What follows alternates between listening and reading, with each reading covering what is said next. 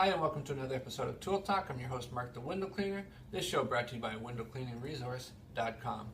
We're looking once again at the Waterfed Pro. In our last video, we showed you how to do a DI flush of the RO membrane. That was, we took the source water going through the DI first, coming out through the RO membrane to flush away any accumulated mineral deposits that are on the membrane. A great way to prolong the life of your RO. Well, of course, we got two other filters that we're going to have to do a little bit of maintenance with, or change outs. And that's what today's video is about. Now in the front we have a carbon sediment filter. It's a combined filter here. This sits inside the canister there. The purpose of this filter is to filter out chlorine that's in the water, as well as any physical particles down to about 5 microns. And this is in front of the RO as a way of protecting it, so that the water is already kind of pre-filtered before it goes into the RO. Of course, on the other side we have a DI canister, and inside the canister is DI resin, which is like thousands and thousands of beads that are sitting there waiting to scrub the water to polish it off after coming out of the RO, or even going straight into the DI and out. It polishes up that water, brings it down, can bring it down to 000 TDS. But it only has a certain lifespan, and those thousands of beads do a very, very great job, but they can only do it for very limited time. They get saturated, they can no longer perform, so it gets spent. So we're going to show you today basically how to change out these two filters. As far as when to change them, I'd say with the carbon sediment filter you could probably go 4 to 6 weeks depending on usage. Now whenever you're not using this to clean windows, you can open up the canister and take a visual inspection, quite the same way as you might do that with your air filter in your car. You don't have to go by a specific amount of time. You can just open it up. If you see it's all junky, all clogged up, you know it's time to change. As far as the DI resin, the manual suggests that if you start to get readings of 15 parts per million or higher, this is the time that you should be changing it out. Of course, there's all kinds of discussions on can you push it further. We'll leave that to another video or another conversation on the forums. Now, as to what's inside here, well, we showed you inside here we've got this like little all-in-one contained filter. Well, inside here what we actually have is a canister like this, and you would have received an extra one of these with your Waterfed Pro. This is kind of like your backup or your little spare, and so you're going to want to get this pre-filled before you're actually going to do the change out. And so we're going to show you that as well today. Okay, so here we have the canister, the spare canister that you got with your Waterfed Pro. You may notice that it comes with this little tape that's over here. The tape is basically to hold this kind of rubber gasket on so it doesn't get lost during shipping. When we actually put this into the DI housing, we'll be taking that off, making sure that we don't lose this little rubber ring here. On the other side, this is where we're going to be filling up the cartridge. So we can just unscrew that there. It's got like a little filtering thing there, as well as this little foamy donut looking thing. And then inside we have this obviously empty canister, but it's got like almost like a filtering section there as well. This will stop any resin beads from going up through and out through your good water. And we're going to basically just be filling this up. Now I've got DI resin in a sealed 5-gallon pail here. Whatever you do with your DI resin when you buy it, you want to keep it sealed. If you're going to keep it in a bag, make sure that bag is rolled up nice and tight. I suggest sometimes getting like a big Rubbermaid kind of container or something with a sealable lid. You can put your DI resin sitting in there. You don't want to have it just sitting there stored, exposed to the air, because if there's moisture in the air, from what I understand, it can actually purify the air close in its proximity, and obviously get spent. So let's just take a look at what we're going to do here. Now, the DI resin, I'm just going to show you here. You can see it in this cup. It almost looks like a slushy, like a brownish, yellow, orangey slushy.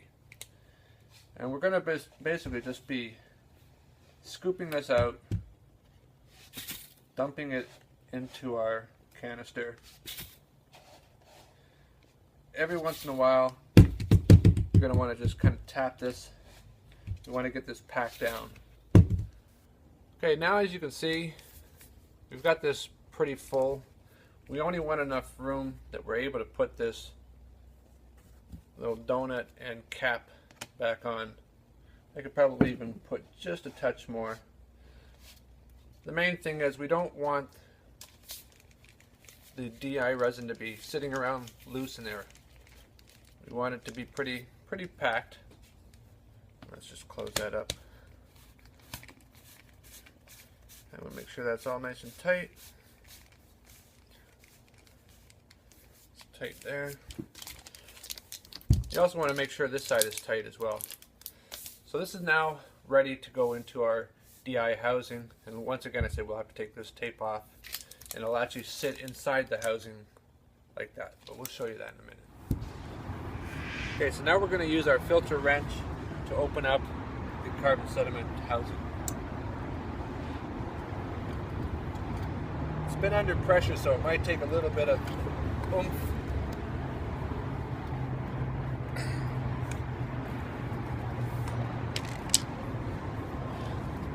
Now there's probably will be some water in there, so just be careful that you don't splash yourself or dump it somewhere you don't want to. So this filter is actually not that bad.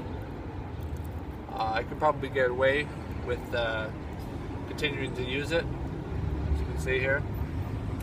If you see any dirt or whatever inside here, you might want to just flush it out and dump it. As far as putting in the new one, it's simply a case of just dropping it down, and it has a hole on either side, so you want to make sure the spindle gets up into the filter.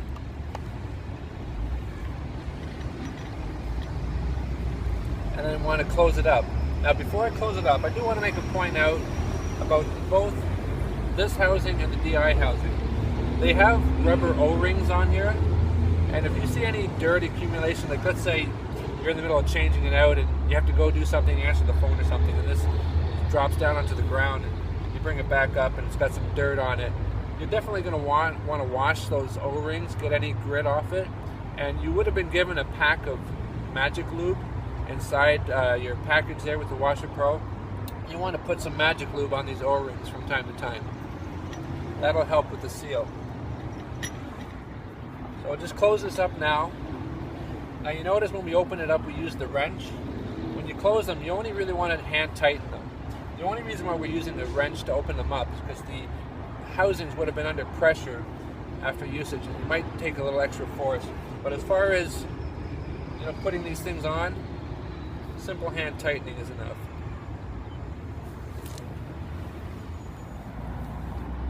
Okay, so before changing out the DI, you will want it to take off the hose connectors here and let this drain out a bit, because this is going to be full of water. Now we have our wrench, and I want to make a point out about this wrench.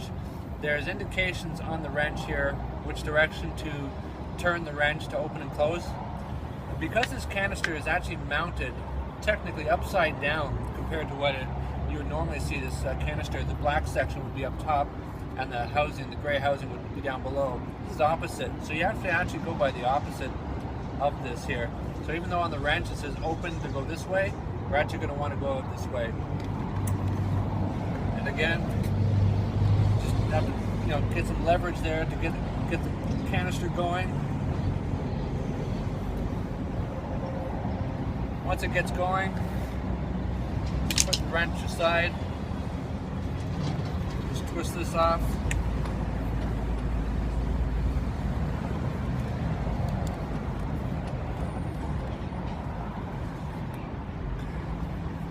Alright, so we'll put that off to the side. So here's our old DI canister with the spent resin. Want to make sure we don't lose this black gasket here.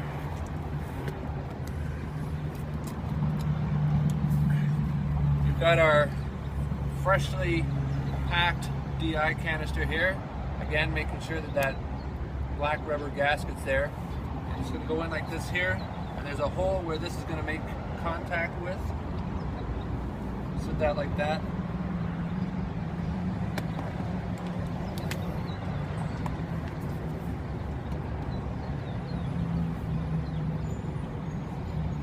Okay.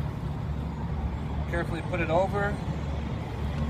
And again, like I said, if you notice that the O-rings got any dirt on them, you might want to wash them off a bit, put a little bit of that magic lube on there. Otherwise, we're all ready to just hand tighten.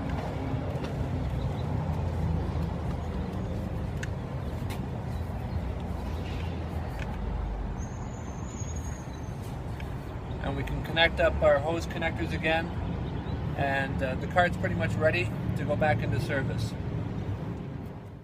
Okay, so now that we've changed our filters, we can basically take our old carbon sediment filter, toss that out. As far as the DI resin goes, you have a couple of options. You can either just dump it, or in some areas you may find that there's a local DI supplier that also has regeneration program where you can maybe stockpile some of your spent resin, take it over and do like an exchange program with them.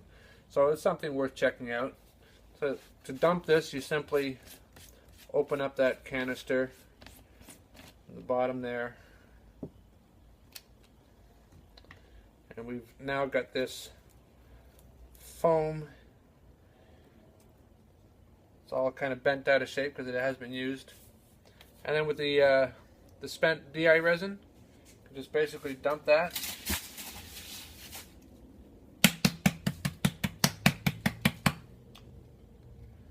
I can see there's some grit down on the bottom, so you might want to just put this underneath the hose there, flush that all out, and now this will become your spare DI canister.